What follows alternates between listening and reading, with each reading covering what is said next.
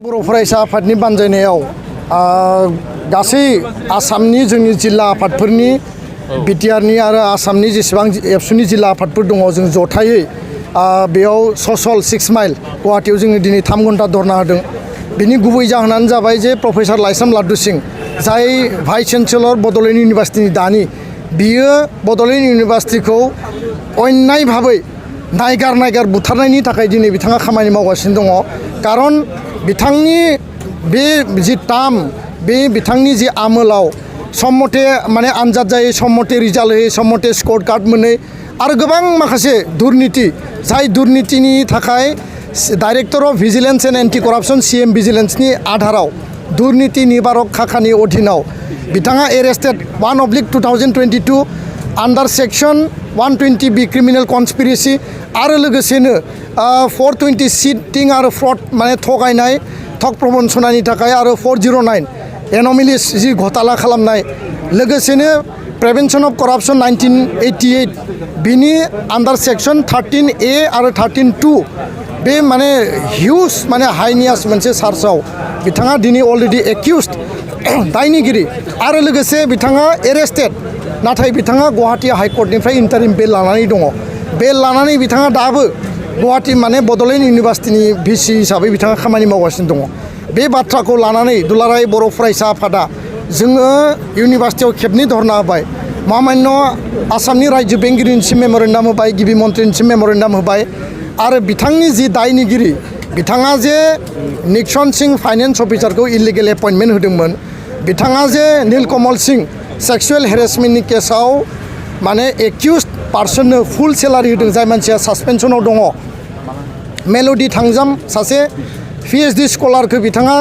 Without entrance माने admission होदों। लोगोसे ड्रेन बानायनाय, कालभार्ट बानायनाय, मार्केट सेट बानायनायनि नामाव बिथाङा एन'मेलिस खालामदों, हिउज एन'मेलिस दुर्नीति खालामदों। बे गासैबो दायनि थाखाय एन्टि करापसन CM भिजिलेन्सआ बिथांखौ दायनिगिरि हमदों आरो लोगोसे बिथांखौ एक्यूज खालामनानै एरेस्टबो खालामदों, बेलाव दङ। बे बाथ्राखौ महामान्य राज्यपाला मिथिबाय। सुपारिनटेन्डेन्ट अफ पुलिस एन्टि करापसननिफ्राय राज्यपालनिसिम लेटार हरदों आरो रायजो बेंगिरिया गावनि फर्मेलिटिखौ तयार खालामनानै बिश्वरन्जन समलनि मुं माने नेतृत्वआव चेयारमेनशिपआव हाई लेभेल इनकुवेरि कमिटि दादों। इनकुवेरि कमिटिया खामानि मावगासिनो दङ। जोङो आसुरित जादों इनकुवेरि कमिटिनि टार्मआ 1 मान्थ 26 आगस्टआव इनकुवेरि कमिटिया गावसिनि प्रतिवेदनखौ होगोन। बिनि उनाव रायजो बेंगिरिया मा डिसिसन लायो इनकुवेरि कमिटिनि तथ्यनि आधारखौ नुगोन। किन्तु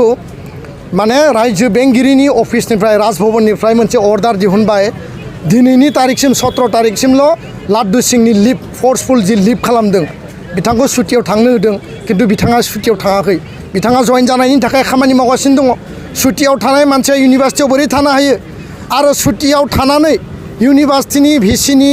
चेम्बाराव फैनानै जेराव ICVC दानानै होदों पात्र बिथांखौ बिथाङा फैनानै मोनथाम फाइल खावनानै लाना थांदों। CCTV फुटेजाव दङ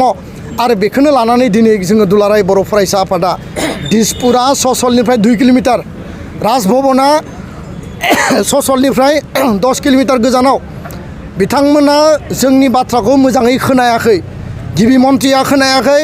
रायजो बेंगिरि गुलाम सान काटारिया मोजाङै खोनायाखै। बेखायनो दिनै ससलाव जोङो धरना होनो फैदों जाहाथे एबसुनि आरो जोंनि आक्रासु बिटिआर आक्रासुनि जोंहा दैदेनगिरि दङ। गासै बर' रायजो राजा बर'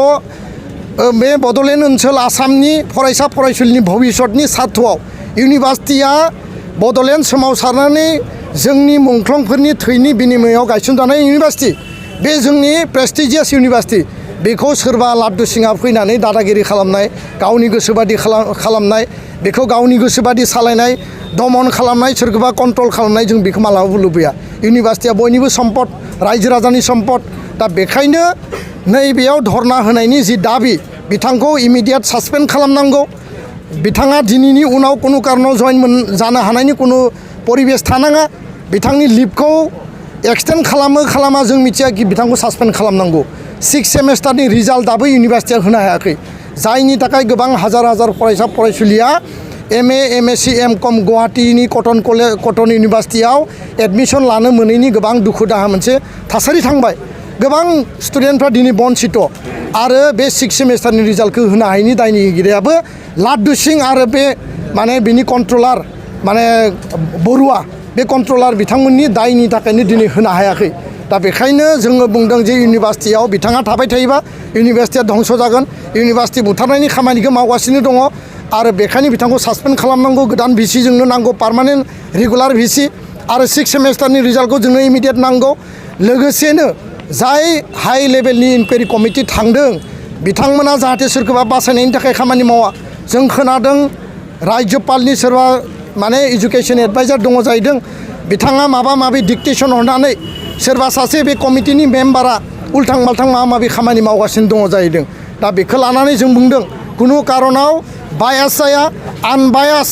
जाहाथे बेयाव इनभेस्टिगेशन स्वच्छ आरो निका जायो आरो बिथांखौ दुर्नीतियाव एक्यूज हिसाबै साजायनानै जाहाथे सासपेन्ड खालामनाय एरेस्ट खालामनाय खामानिखौ मावो बेखायनो दिनै जों बेयाव धरना होनो फैदों जोंनि सप्ता खनसे आरोबाव टाइम लादों सप्ता खनसेनि गेजेराव राज्य बेंगिरिया आसामनि गिबि मन्थ्रिया जों बेयाव धरना होनानै मेम'रेन्डाम हरनायखौ जुदि खोनायाबा जुदि बुजियाबा रायजो राजानि फरायसा फरायसुलिनि भबिष्यतनि जोंनि सेन्टिमेन्ट इमसनखौ जुदि बुजियाब्ला फैबाय थानाय माने सप्ता खनसेनि उनाव बड'लेण्ड इउनिभार्सिटिनि सिङाव आरो बायजोआव 3 दान थाद'नाय गैयाबासे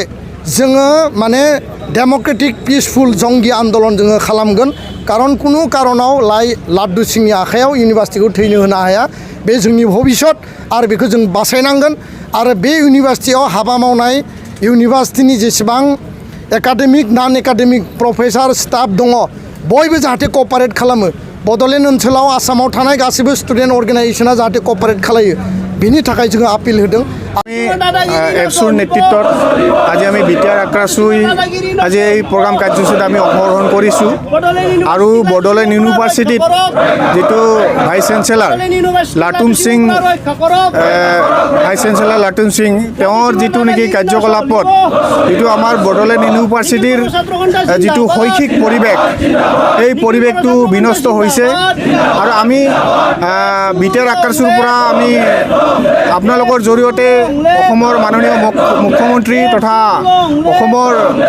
ৰাজ্যপাল ডাঙৰীয়ালৈ আমি আহ্বান জনাইছোঁ যে কম দিনৰ ভিতৰত কম সময়ৰ ভিতৰত তেওঁৰ তাৰ পৰা মানে বদলি কৰিব লাগে এইখিনি আমি আজিৰ এই প্ৰতিবাদ কাৰ্যসূচীৰ জৰিয়তে আহ্বান কৰিছোঁ ABSUৰ লগত এই প্ৰগ্ৰাম কাৰ্যসূচীত অংশগ্ৰহণ কৰিছোঁ অনলি তাত বড়ো ছাত্ৰ ছাত্ৰীসকলে এই মানে অসুবিধাৰ সন্মুখীন হোৱা নাই ইয়াত আমাৰ বিভিন্ন জাতি জনগোষ্ঠী কোচ ৰাজবংশীকে ধৰি বিভিন্ন জাতি জনগোষ্ঠীৰ ছাত্ৰ ছাত্ৰী মানে ইয়াত মানে অসুবিধাৰ সন্মুখীন হৈ আছে আমাৰ লগত তাৰে যিখিনি আমাৰ ছাত্ৰ ছাত্ৰী আছে আমাৰ লগত কথা বাৰ্তা পাতে আমাক বিভিন্ন ধৰণৰ সমস্যাৰ কথা মানে আমাক কয় গতিকে আমি আজিৰ এই প্ৰতিবাদ কাৰ্যসূচী ল'ব লগা বাধ্য হৈছে যে আমি এই ভাইচ চেঞ্চেলৰজনৰ আমি বিৰুদ্ধে এই প্ৰতিবাদ কাৰ্যসূচী লৈছোঁ তেওঁক কম সময়ৰ ভিতৰতে বদলীকৰণ কৰিব লাগে এইখিনি আহ্বান কৰিছোঁ আপোনাক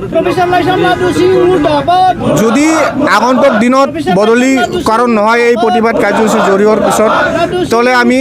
আমাৰ এই ABSUৰ লগত আমি গণতান্ত্ৰিকভাৱে আমাৰ যি জাতীয় সংগঠন আছে আমি তীব্ৰতৰ গণতান্ত্ৰিক আন্দোলন গঢ়ি তুলিম ইয়াৰ কিন্তু সম্পূৰ্ণভাৱে দায়ী হ'ব অসম চৰকাৰ আৰু মানে ভাৰত চৰকাৰ